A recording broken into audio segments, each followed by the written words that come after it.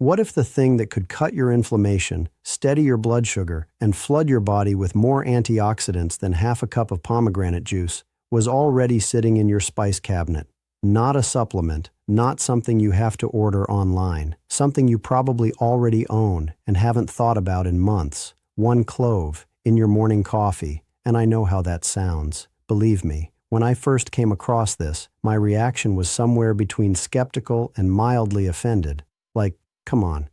But then I actually looked at the research, and what I found stopped me in my tracks. We're going to get into exactly what's happening inside your body when you do this, the specific compound that makes it work, what it's doing to your blood sugar, your inflammation levels, and your cells, and why it starts working faster than most people expect. This one is worth staying for. Here's what most people don't realize about inflammation. It's not the enemy, it's actually your body's repair system. When you get a cut, when you catch a cold, when you overdo it at the gym, inflammation shows up to fix the damage and then leave. That's how it's supposed to work. The problem is, what happens when it stops leaving? After 50, a lot of people are walking around with what researchers call chronic low-grade inflammation. It's not dramatic, you're not in agony, but it's running in the background, quietly, like a program you forgot to close that's slowly draining your battery. And over time, that low-level inflammation is connected to just about every major health issue associated with aging. Joint pain, fatigue, blood sugar problems, cognitive decline, heart disease, the list goes on. So what's driving it? A big part of the answer is free radicals. Now, you've probably heard that term, but here's the piece most people miss. Free radicals aren't some outside invader. Your own body produces them. Every time your cells make energy, every time you digest food, every time you breathe, free radicals are a byproduct. And under normal circumstances, your body neutralizes them with antioxidants. That balance is everything. When free radicals outpace your antioxidants, you get something called oxidative stress. And oxidative stress is basically cellular damage happening faster than your body can repair it. It accelerates aging at the cellular level. It feeds inflammation. And after 50, the natural antioxidant production in your body starts to decline, right at the moment you need it most. So what does that actually mean for your morning cup of coffee? This is where it starts to click. Your morning coffee, which most of you already drink, is actually one of the better antioxidant sources in the average American diet. Good, right? Okay, well, actually let me refine that. Coffee has antioxidants, yes, but its ORAC score, that's the scientific measure of antioxidant power, sits around 2,780 units per 100 grams. Ground cloves score 290,000. Same unit of measurement. That's not a small gap. That's a different universe. And when you drop even one clove into that morning cup, you are fundamentally changing what that drink does for your body before you've even left the house. The compound responsible for all of this is called eugenol. It's the primary active compound in cloves, and eugenol does something pretty specific. It directly targets the same inflammatory pathway that most anti-inflammatory medications are designed to block, naturally, without the side effects.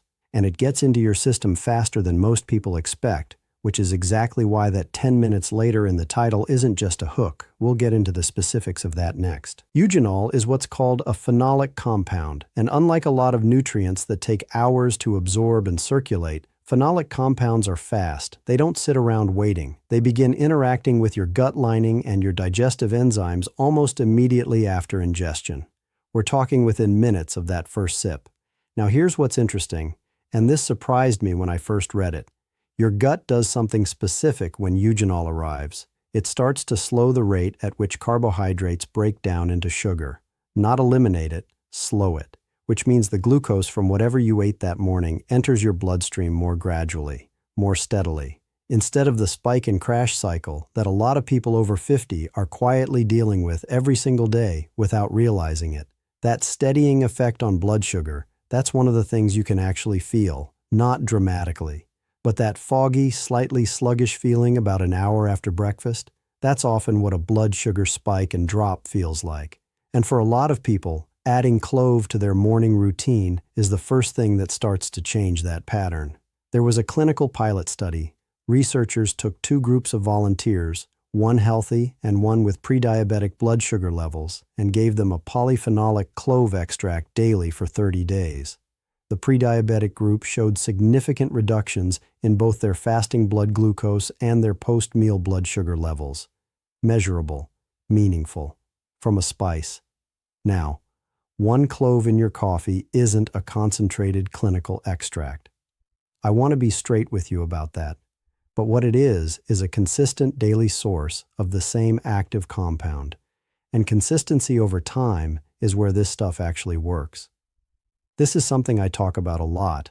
People want the dramatic intervention, the thing T-hat fixes everything in a week. And sometimes what actually moves the needle is the small daily thing you don't even notice you're doing, until one day you realize you feel different. The blood sugar piece is one benefit. But stay with me, because what eugenol does to your inflammatory markers is the part that really got my attention. Researchers looking specifically at eugenol's anti-inflammatory mechanism found that it suppresses a signaling pathway in the body called NF-κB. That pathway is essentially the on switch for inflammation. When it's overactive, which in a lot of people over 50 it is, your body keeps producing inflammatory proteins even when there's nothing left to repair. That's the loop that never closes. And eugenol dials that switch back down. And why does that matter so much for someone over 50 specifically? That's not a folk remedy claim. That's a documented molecular mechanism, the same pathway that anti-inflammatory drugs target. And for anyone dealing with stiff joints in the morning, general fatigue, or that low-grade feeling that something's just off, that pathway is often a big part of what's running in the background. And look, I want to pause here for a second, because I think it's worth saying out loud what's actually at stake. Most people hear chronic inflammation and they file it away in the same mental drawer as eat more vegetables or drink more water. It's good advice. They know it. They're not doing much about it. And that's fine until it isn't.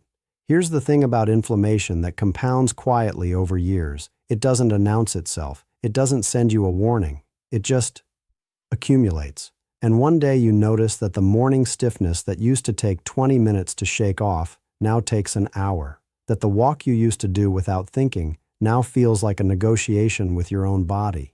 That you're turning down things, trips, plans, activities, not because you made a decision to, but because somewhere along the way, your body started making those decisions for you. 5 years from now, 10 years from now, this is how people end up watching from the sidelines. Someone who spent their whole life active, who used to garden for hours on a Saturday morning, who used to get on the floor to play with their grandkids without a second thought, who could hike, travel, keep up, and now they can't. Not because of one big event, not one injury, not one diagnosis, because of 10,000 small mornings that added up, one after another, while the inflammation ran quietly in the background and nobody addressed it. I've talked to people in that position, and they almost always say some version of the same thing. I didn't realize how far it had gone until it was already gone. That's not your story. That's why you're watching this. So with that in mind, let's talk about how to actually do this, because it matters how you do it. The simplest method is also the most effective one. Take one whole clove, just one, and drop it into your coffee grounds before you brew. The hot water extracts the eugenol right along with everything else. By the time you're pouring your cup, it's already in there working. You don't taste the clove prominently. It adds a faint warmth, a slight spice. Most people actually like it once they get used to it. If you prefer, you can use a small pinch of ground cloves instead, a 1/4 teaspoon or less. Same compound, slightly faster dissolution, slightly stronger flavor. Either works. What you want to avoid is clove oil. Now, let me be specific about that, because this is where people sometimes get confused. Whole cloves in your coffee are completely safe for most people. Ground cloves in small amounts, same thing. The risk category is concentrated clove oil taken in large quantities. That's a different product entirely, and in large doses it can cause problems. One other thing worth mentioning. If you're on a blood thinner, specifically warfarin, have a conversation with your doctor before making this a daily habit. Eugenol can interact with that medication. For everyone else, 1 clove a day is well within the range of what's considered safe and is frankly less than what's in a normal spiced dish. There's also research, a separate line of studies on people with type 2 diabetes, showing that regular clove supplementation lowered not just blood glucose, but also LDL cholesterol and triglycerides. Meaningful improvements across multiple markers. from consistent daily use of the same spice. That's the compounding effect of a small habit done right. Remember what we said about that 290,000 ORAC score. You're not just getting anti-inflammatory support. You're flooding your system every single morning with antioxidants that are actively mopping up the cellular damage that accelerates aging. Before breakfast, before the day has even started.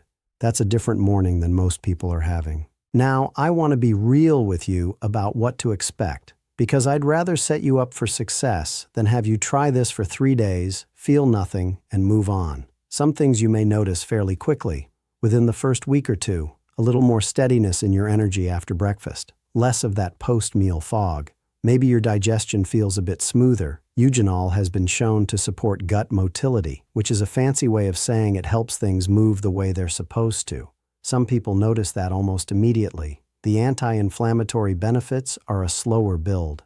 That's just the nature of how inflammation works. It didn't accumulate overnight, and it doesn't reverse overnight.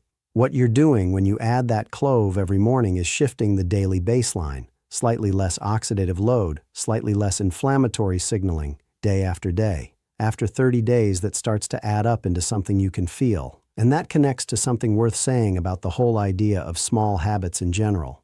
Most people are looking for the dramatic fix, the supplement that changes everything, the diet that solves it all at once. And those searches can run for years without landing anywhere. What actually works, what the research consistently shows, and what I see again and again, is the unglamorous truth that small, consistent inputs, done daily, compound into significant outcomes. This isn't the most exciting version of the story, but it's the true one.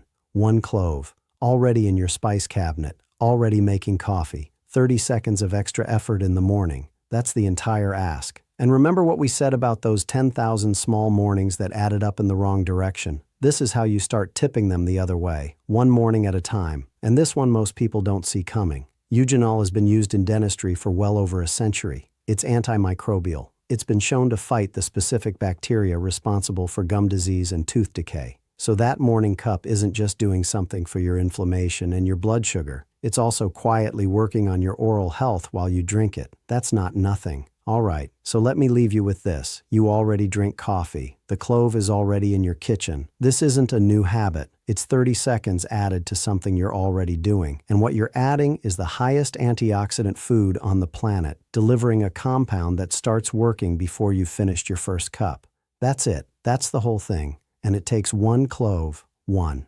In the coffee you're already making. If you've never tried this, try it tomorrow morning. Give it 30 days and actually pay attention to how you feel. I think you'll be surprised. If this video was useful to you, hit subscribe. I put out videos like this every week, all focused on the practical things you can actually do to feel better as you get older. And drop a comment below and let me know. Have you tried cloves before? Are you going to? I read all of them. I'll see you in the next one. Take care of yourself.